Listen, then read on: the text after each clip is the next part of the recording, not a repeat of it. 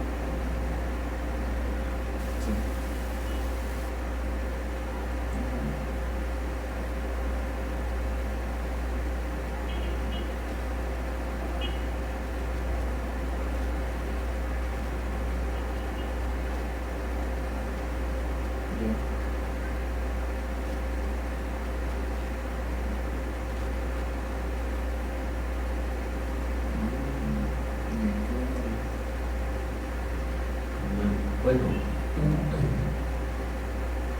si no hay más preguntas, si no hay preguntas, no tengo preguntas, no hay forma sobre las preguntas, entonces pasaré a explicar lo que a continuación tenemos para esta parte del curso. En principio, viendo cómo es que fluyen las cargas en una edificación, teniendo en cuenta esto, elegiremos un tipo de sistema estructural o otro, pero no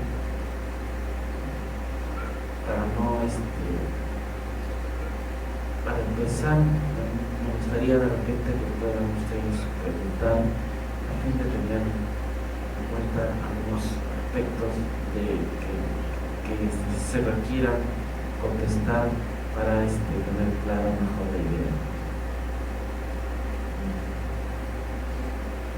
¿No hay preguntas?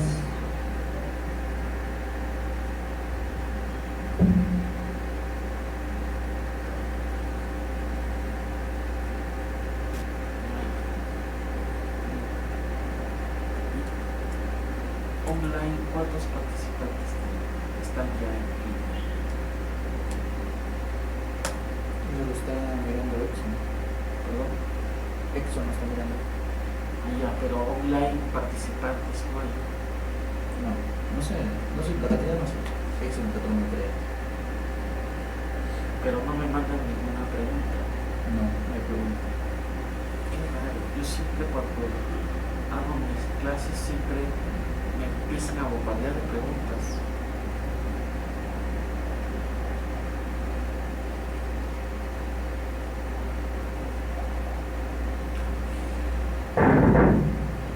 Bueno, continuando entonces con la explicación sobre los temas en evaluación, diseño de estructuras utilizando el SAP, empezaremos con unos criterios básicos de flujos de carga. Pues para eso utilizaremos estas diapositivas que nos permiten claramente establecer cómo se desarrolla el flujo de cargas. Tengan en cuenta lo siguiente, que el flujo de cargas se realiza teniendo en cuenta más o menos este procedimiento. Los elementos planos denominados elementos losas, las losas son los elementos de la estructura que son los encargados de tomar directamente las cargas provenientes del peso muerto, las cargas provenientes de la carga viva. Las losas son las encargadas de recepcionar, tomar, y en este caso es la toma de estas cargas es directa a través de las losas. Las losas se apoyan sobre las vigas, y las vigas a su vez sobre las columnas, y las columnas transmiten las cargas hacia el terreno a través de la cimentación. Teniendo en cuenta esto, que es típico en una estructura porticada, en una estructura de muros, la misma función que desempeñan las columnas son las que desempeñan también los muros. Los muros y las columnas, como elementos verticales, son los encargados de transmitir las cargas desde el nivel superior hacia el nivel inferior, transmitiendo las cargas desde la parte superior, ¿no?, de manera progresiva, y que se van acumulando, cuya carga se va acumulando de arriba hacia abajo hasta llegar a las columnas del primer nivel, que serán las encargadas de tomar todas las cargas si se trata de sistemas amorticados, y serán los muros portantes en el primer nivel los encargados de tomar todas las cargas que vienen encima si se trata de una estructura de muros. Entonces, las cargas fluyen de esa manera, son tomadas directamente por las losas a su vez son las que transmiten hacia las vigas. Estas vigas se las pasan a las columnas, ya que están conectadas a las mismas, y las columnas las van transmitiendo de manera gradual desde la parte superior hasta la parte inferior, en una situación acumulativa hasta el suelo. Pero esta transmisión se hace a través de los elementos verticales, a través de la cimentación. La cimentación es la que descarga toda la carga proveniente de la superestructura, entendiéndose como superestructura todo aquello que está por encima de la cimentación. Esa carga recibida por la cimentación es la que va a estar distribuida por área, ya que la cimentación ofrece un área de contacto con el suelo, y esta área parcial o totalmente será la encargada de transmitir las fuerzas desde la superestructura hacia el terreno. Y digo parcial o totalmente el área porque va a depender del área de la cimentación que está sometida a compresión. El área de la cimentación en contacto con el terreno, la zona en la que está experimentándose compresión, esa área será la encargada de poder transmitir los esfuerzos de la superestructura al suelo.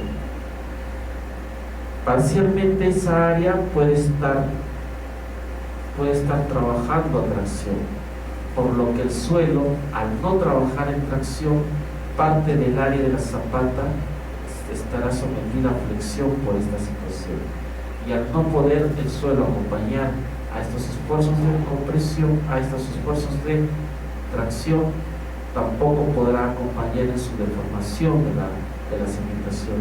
Esto hace que parcialmente la zapata se desprenda del suelo en la zona en tracción, por lo que el área neta en contacto con el terreno no sería el área total, sino sería una parte de ella. esa parte es la que se encuentra en compresión.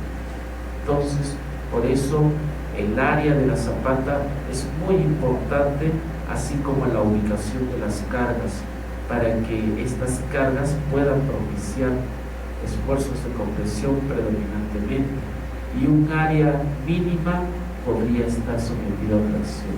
Para que esto ocurra, deben hacerse análisis en la cimentación de tal manera que la fuerza resultante pase por el tercio central del núcleo de la cimentación en planta. O sea, para que esto ocurra, en donde la mayor parte del área en contacto con el terreno sea por compresión, deberá procurarse que la resultante de fuerzas en la cimentación esté dentro del tercio central del área en contacto del área de la zapata, en la misma que se le llama núcleo central, para que las fuerzas predominantemente o esfuerzos predominantes sean los esfuerzos de compresión, y para que los esfuerzos de tracción sean mínimos, ¿no? Y el área sometida a tracción también sea mínima. Entonces, en ese sentido, deberemos procurar que la cimentación tenga esta característica para que nos permita aprovechar al máximo esta área de contacto con el terreno, y para que solamente una área mínima pueda desprenderse del terreno, y esta área deberá ser diseñada para las condiciones más críticas. Entonces, acá vemos en el gráfico, dos tipos de flujos de carga. Acá vemos dos tipos de flujos de carga. En el primer caso, vemos un flujo radial, que podríamos considerar como un flujo bidireccional, y en el segundo caso, vemos un flujo de cargas que es unidireccional. En el caso específico del flujo radial bidimensional o bidireccional, es típico de las losas armadas en dos direcciones, losas que son capaces de poder llevar o distribuir las cargas en dos direcciones. Aparte de ello, esto se propicia por la geometría de estos elementos, de estas losas, que están conformadas por paños, en los que predominantemente estos paños resultan ser muy cercanos a la figura de un cuadrado, en donde los lados son muy parecidos, o sea, son de valores casi iguales, teniendo un margen máximo de diferencia del 20%. Si yo tengo losas o paños de losas con geometrías cuyos lados tiendan a conformar un cuadrado y cuyos lados no difieran en más del 20%, entonces estas losas podrán ser armadas en dos direcciones. Si por lo contrario tengo losas rectangulares en donde uno de los lados resulta ser más corto que el otro lado, entonces esto deja ya una idea potencial de poder utilizar losas armadas en una dirección. Estas losas armadas en una dirección son muy útiles, son bastante económicas, pero su uso está básicamente orientados para losas rectangulares, en las que uno de sus lados resulta ser bastante corto en relación al otro lado,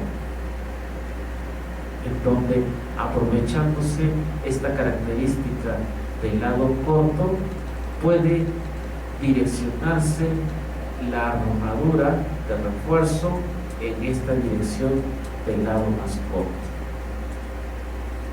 Entonces tendríamos losas armadas en una dirección, o losas unidireccionales, ¿no?, en las que podemos utilizar losas aligeradas, losas macizas, losas nervadas, etcétera, etcétera, ¿no?, en una dirección.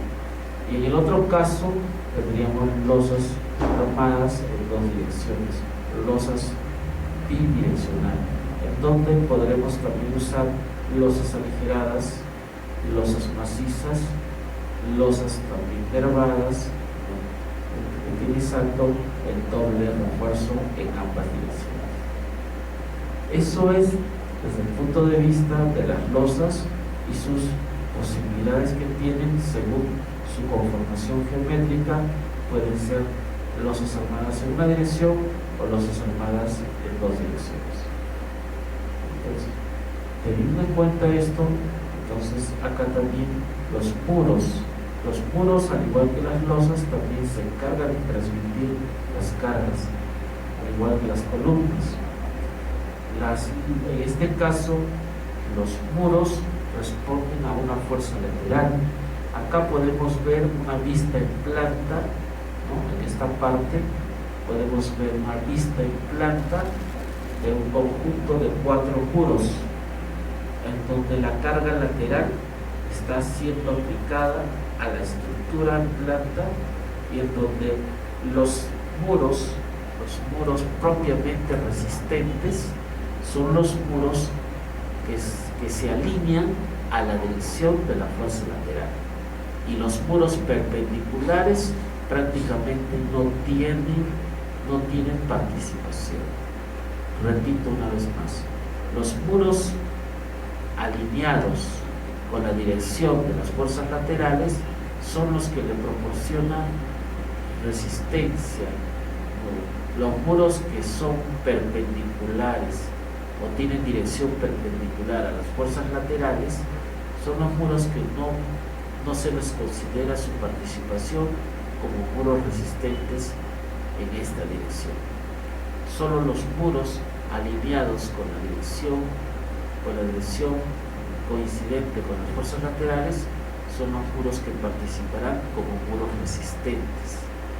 El flujo de cargas que se produce para los muros resistentes es el que ustedes pueden ver ahí en el esquema, en donde el borde aquí en la parte superior es el borde en compresión, en la parte inferior está en tracción, en donde las cargas precisamente fluyen de esta manera para poder luego manifestarse en los muros que resisten carga lateral, manifestarse como esfuerzos de corte.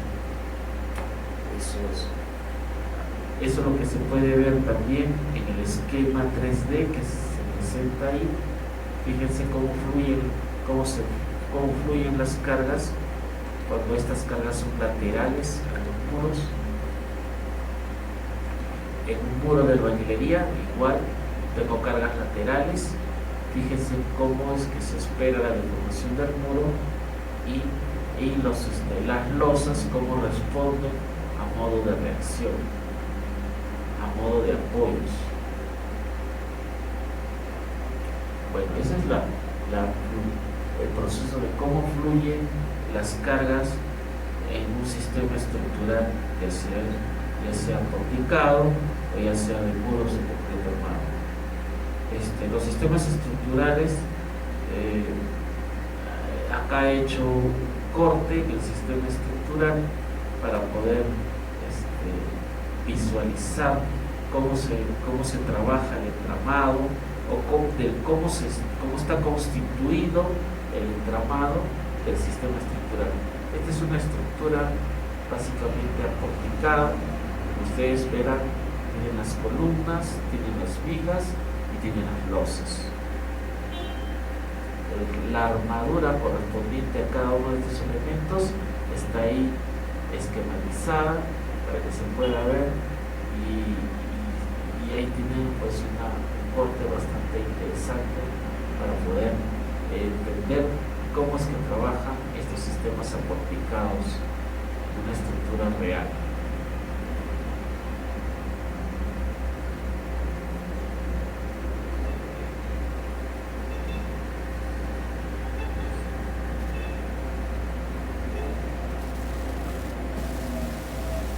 Bueno, ahí podemos observar entonces un corte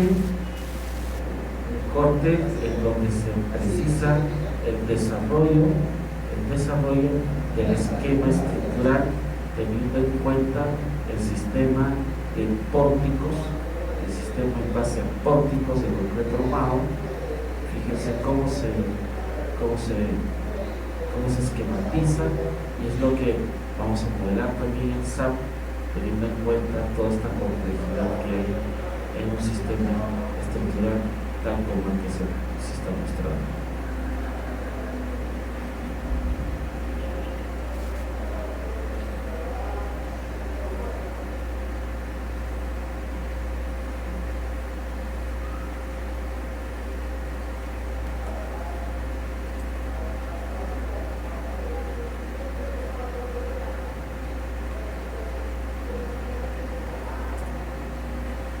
Acá hay otro esquema estructural también muy parecido al anterior, y consiste en elementos porticados. Estos elementos porticados son los encargados de resistir las solicitudes estructurales, y estas solicitudes estructurales están afectando directamente o influyendo directamente en la estructura. Y bueno, también ahí lo que se muestra es un esquema de la parte estructural de la estructura ahí propuesta.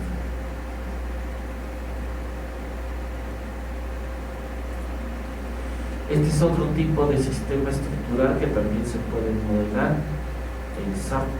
Es un sistema de albañilería confinada. Este es el sistema en la que los muros de albañilería trabajan integrándose con los elementos confinantes. Los elementos confinantes están constituidos por columnas de amarre y vigas soleras. Las columnas y las vigas son las que confinan a la albañilería, aportándole al conjunto mayor capacidad de deformación, ya que se trata de elementos de concreto armado con armadura de acero en su interior. Entonces son las que le proveen capacidad dúctil que nos permitirá asumir un papel importante en el comportamiento total de estos muros de albañilería confinada. Entonces, estos muros no solamente deben ser capaces de poder transmitir cargas de gravedad, sino que además también deberán tener suficiente rigidez lateral para tomar en proporción a su rigidez, tomar fuerza cortante inducida por carga lateral sísmica. Entonces, estos muros se diseñan precisamente para estos dos componentes, para las cargas de gravedad y para tomar fuerza sísmica. De ahí es que nace el concepto de muros portantes de albañilería confinada. Entonces, la albañilería confinada es un sistema estructural también sismo resistente que tiene la capacidad no solamente de permitir la distribución o permitir la transmisión de la carga de gravedad, sino que además permite establecer resistencia al cortante inducido por la fuerza sísmica. Esto le da esas características y esas ventajas para poder utilizarlo dentro del contexto del comportamiento estructural resistido por muros en las dos direcciones. En este caso es importante contar con una densidad de muros importante dentro de un contexto de diseño estructural de planta.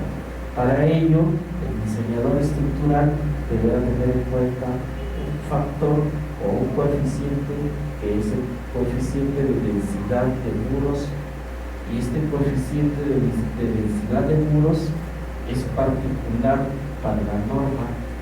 La norma exige una mínima densidad de muros, y esta mínima densidad de muros deberá ser acatada en el diseño para poder colocar o disponer o ubicar los muros, los diferentes muros en una dirección. Además de eso, se requiere no solamente la distribución, la ubicación, la cantidad idónea de muros en una dirección, se requiere que este comportamiento de densidad de muros en una dirección sea también válido para la otra dirección, ya que el sismo, ya que la fuerza sísmica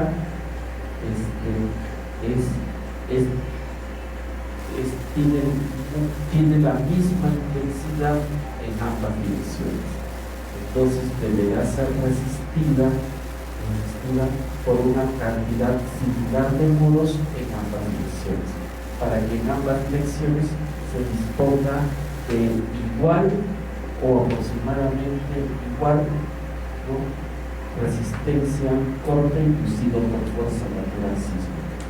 Entonces, por eso es que debemos tener una misma densidad de muros en una dirección y la misma aproximadamente en la otra dirección, teniendo en cuenta la densidad mínima de muros que establece el Reglamento Nacional de Edificaciones y que depende también principalmente de los parámetros sísmicos que la norma 030 establece como requisito según la zonificación, según el uso, según el tipo de suelo y según el número de pisos que tiene el edificio a diseñar en albañilería confirmada. Mucho depende también del número de niveles para poder evaluar la densidad mínima de muros que por cada nivel debe adaptarse de acuerdo a la norma. Eso está explicado en la norma E070, que ustedes pueden revisar para lo que es albañilería estructural. Entonces, este es otro sistema, ¿no?, también utiliza el criterio de los muros, pero en este caso estos muros resultan ser estructuras compuestas, ya que están predominantemente la albañilería trabajando en conjunto de manera integral con los elementos confinantes que son hechos de concreto armado. Entonces, este conjunto, albañilería y concreto armado, están de manera conceptual y de manera constructiva, están unidos, están integrados, y su trabajo o funcionamiento deberá asegurar que estos dos elementos trabajen en forma integral. En ningún momento deberán trabajar de manera separada. Estos elementos deben estar totalmente integrados de manera tal que ambos trabajen de manera conjunta. Para eso es que hay técnicas constructivas que ayudan y precisan la forma de cómo se garantice esta unión, esta integración entre la albañilería propiamente dicha y los elementos confinantes de concreto armado. Esto, desde el punto de vista constructivo, se puede lograr incrementando la adherencia, haciendo uso del proceso constructivo a través del dentado del muro. Para ello es requisito indispensable que primero se levanten los muros. Los muros en cada uno de los extremos deberán terminar en un dentado. Dentado que es un desfase entre las unidades de albañilería, cuya distancia de desfase no deberá ser mayor a 5 centímetros. Este desfase, que no debe superar los 5 centímetros, son los que le proveen un dentado al muro en ambos extremos y que posteriormente con el otro